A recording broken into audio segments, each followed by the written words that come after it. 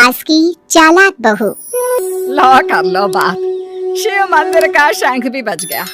इसका मतलब सुबह के 7 बज गए हैं, लेकिन अभी तक नाश्ता नहीं आया। अरे बहू, ओ पूनम बहू, अरे इस अंधी बुढ़िया को इस जन्म में नाश्ता नसीब होगा कि नहीं?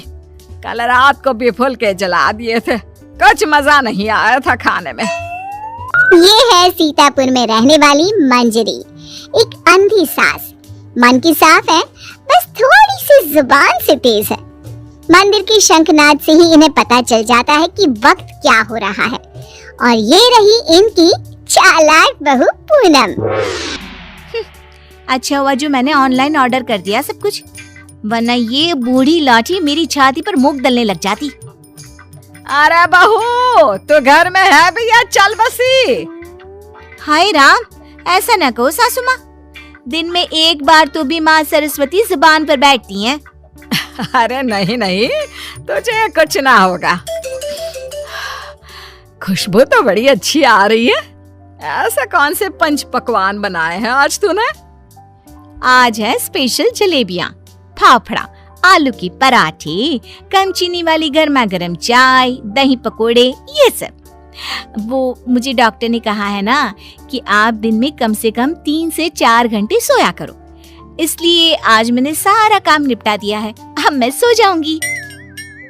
वाह, क्या स्वाद है। लेकिन बहू, ये तो ब्रिजवासी की जलेबियां है ना? तू तो कह रही है कि तूने बनाया है। दरअसल वो मैंने ब्रिजवासी काका से रेसिपी पूछ ली थी। अच्छा मम्मी जी, मैं आती हूँ अभी, जरा वो दूध गैस पर तेज आंच पर रख कर आई हूँ ना। पूनम फौरन ही वहाँ से उठकर रसोई में भाग जाती है। मंजरी को फिर भी पूनम पर थोड़ा शक आता है। पूनम ऐसे ही रोज अपने पति के पैसों को खर्च करके बाहर से खाना मंगवाती और अपनी सास से कहती कि उसने खुद बनाए हैं। और उसकी बेचारी अंधी सास बहू के इस झूठ से बेखबर सारी चीजें मान भी लेती। एक दोपहर में पूनम पूरा मेकअप करके तैयार होकर खड़ी होती है। चलो फटाफट पतली गली पकड़ के निकल लेती हूँ, इससे पहले कि बुढ़िया मुझसे टकराए। बेचारी मेरी अंधी सासू माँ, उसे लगेगा कि मैं सो रही हूँ, जबकि मैं तो अपनी जानू से मिलने जा रही हूँ। पूनम हर दोपहर को अपनी सास को बेवकूफ बनाकर बाहर अपनी बॉयफ्रेंड लखन से मिलने जाती थी, और आज भी कुछ यही प्लान था। ए जी ओ जी लो जी सुनो जी, मैं हूँ मन मौजी, करता हूँ मैं जो वो तुम भी करो जी।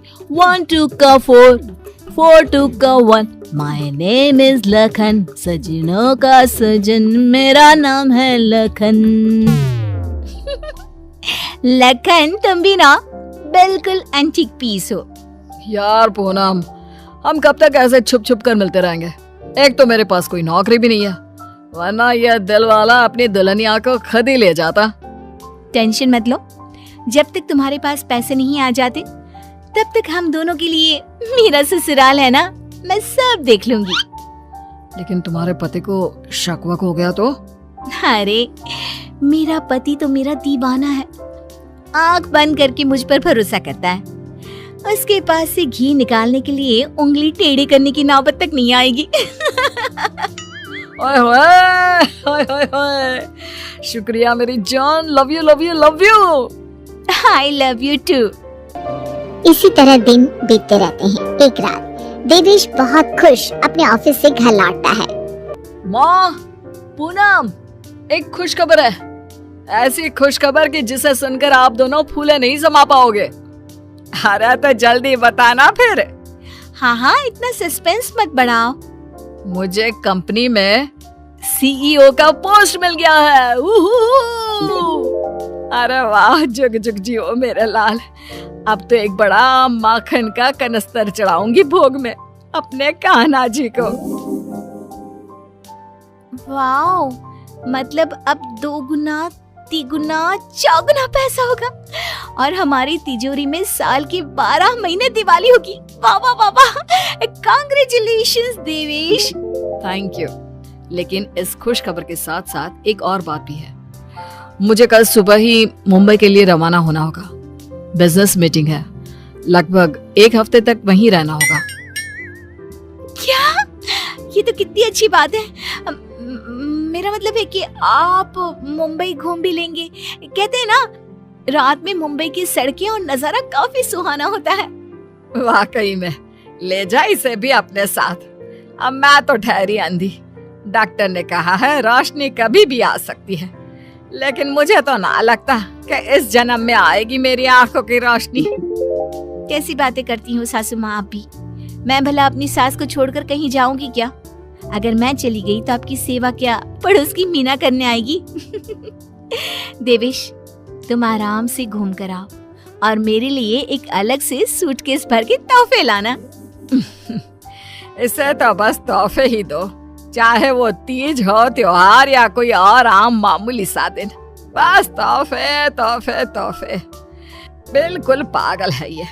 अरे मैं तोहफे मांगू तो आपको क्या दिक्कत है? आप भी मंगवा लो ना।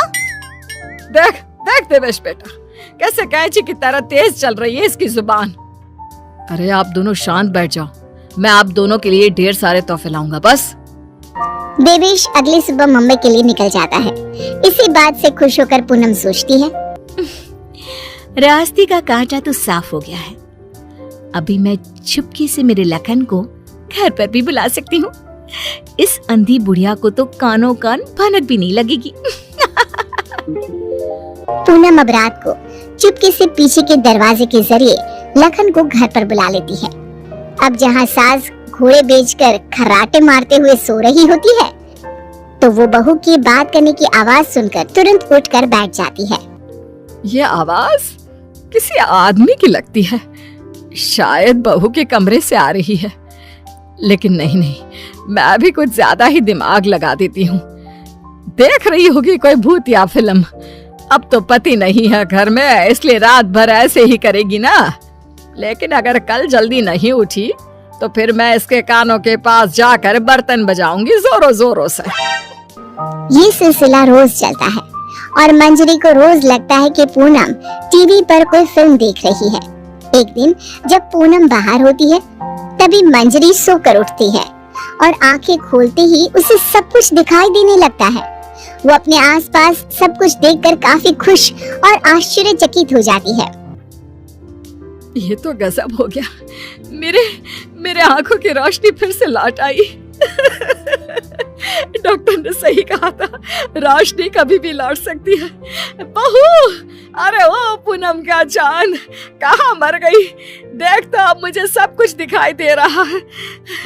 अब तो मैं छड़ी का इस्तेमाल भी नहीं करूंगी और अब मैं रोज अपने भगवान जी को भी देख सकती हूँ। पूनम! मंजरी अपनी बहू को आवाज लगाते हुए पूरा घर तलाशती है, लेकिन पूनम उसे कहीं नहीं दिखती। तभी उसकी नजर तिजोरी पर पड़ती है जिसका ताला नहीं लगा था।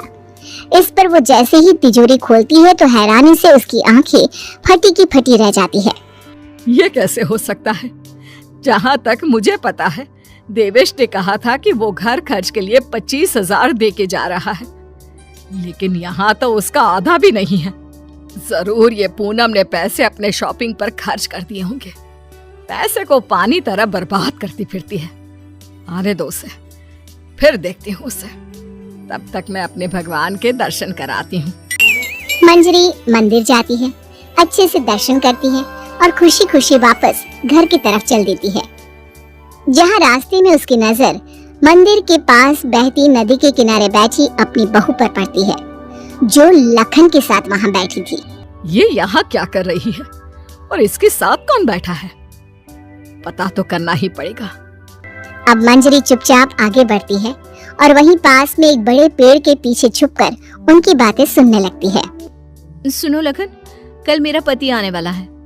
आज रात को तुम आना और हम दोनों पूरी तिजोरी पर हाथ साफ कर देंगे। और भी बहुत सारा बेशकीमती सामान पड़ा है घर पर, उसे भी हम अपने साथ लेकर यहाँ से भाग जाएंगे। आइडिया अच्छा है मेरी जान, अब हमें कोई नहीं रोक सकता। हम ना यहाँ से सीधा सिंगापुर जाएंगे डार्लिंग। बाप रे बाप, इसका मतलब इस महारानी का इस मुफ्तखोर के साथ चक्कर चल रहा है। अच्छा, तो मेरे बेटे को लूट कर अपनी दुनिया बसाने का प्लान चल रहा है। अब रुक, तुझे दिखाती हूँ दाल और आटे का भाव। अब घर पे अच्छे से डोली सजाती हूँ तेरी विदाई के लिए।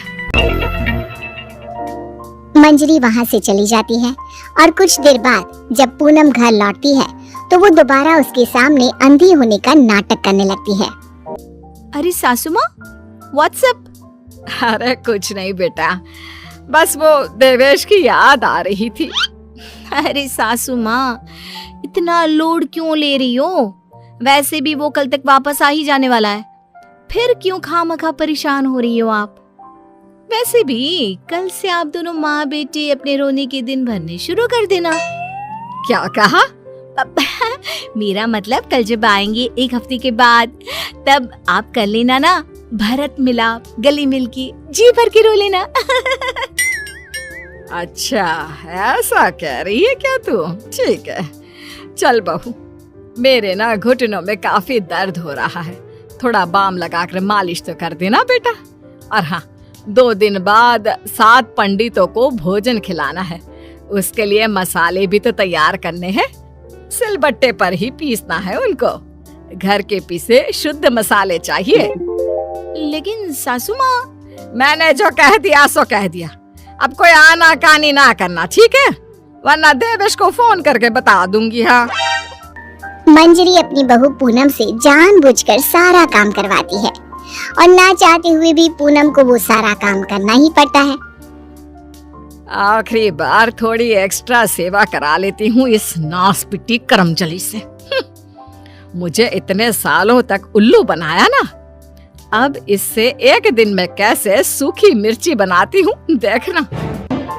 सारा दिन काम करके पूनम अपने कमरे में जाती है और रात को लखन पीछे के दरवाजे से घर में घुस आता है। किधर है सारा माल? जल्दी करो, अपने पास बिल्कुल भी टाइम नहीं है।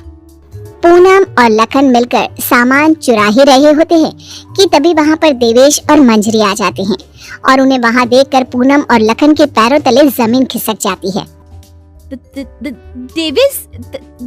देवेश, तुम? सासू माँ, आप देख सकती हो? कैसे? तुझे क्या लगा तू हमें इस तरह चूना लगाकर आसानी से बचकर निकल जाएगी? पूनम, जो कुछ भी तुमने हमारे साथ किया है ना, मैंने कभी सपने में भी नहीं सोचा था कि तुम ऐसा करोगी। बहुत बहुत गलत किया तुमने। और तू लंगूर लखन, तेरी तो ऐसी की तैसी। बचाओ, माफ कर दो भैया, माफ कर दो। लखन हाथ जोड़कर खड़ा हो जाता है, लेकिन देवेश उसे नहीं छोड़ता। वो तुरंत पुलिस को बुलाता है और पूनम और लखन को फ्रॉड और चोरी के केस में अरेस्ट करा देता है।